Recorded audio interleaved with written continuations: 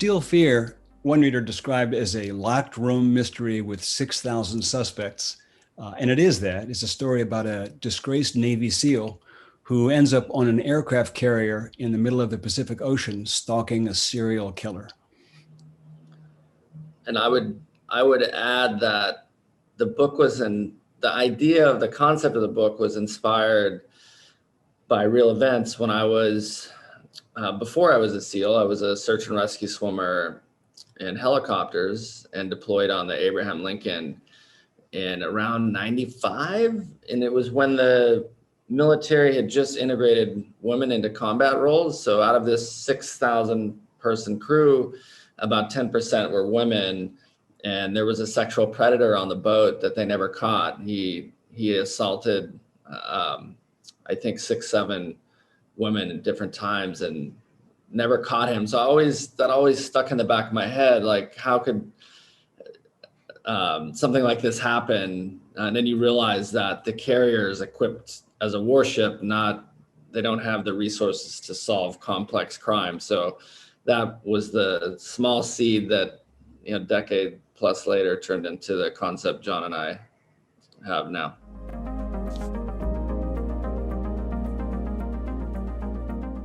It's funny, the book is called Steel Fear. And one of the biggest goals and also one of the biggest challenges was to create fear, was to create an atmosphere of fear, of constant fear. And that's a tricky thing because suspense and terror and fear, you create those more by what you don't say or what you don't show than what you do show. In a way, it's the opposite of action.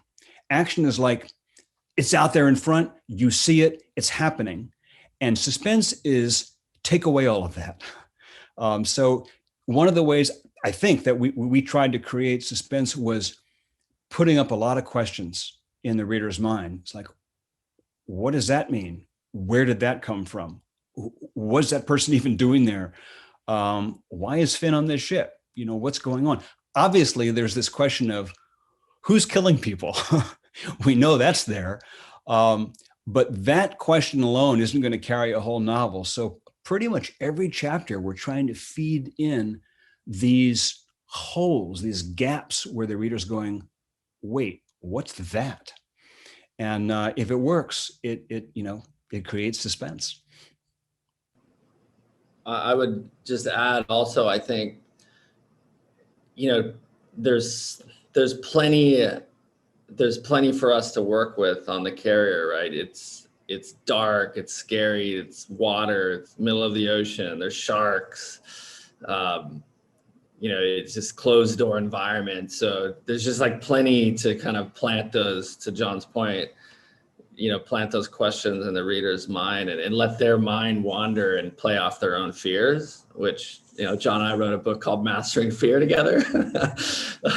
So I think we know a little bit about fear, which I think helped also. I think it's important to add that we didn't know all the answers ourselves when we started writing. We didn't know exactly why this character got the way he was or why she got the way she was. I mean, there was a lot of unanswered questions about, a lot of the clues, a lot of the details about what happened. We didn't know when we started. So we experienced a good amount of suspense ourselves in the process of writing this book. It's like, how's this going to turn out? Yeah. And credit also, we have an amazing collaborator with Ann Spire, our editor, who, pushed John and I think you have to let, a little bit more out of the bag sooner to kind of really get people engaged and interested. So I think also having a really good editor is a huge resource. And John and I have worked with plenty, and the good, the bad, the ugly, and Ann's a pro, and I think really, really helped us fine tune the book.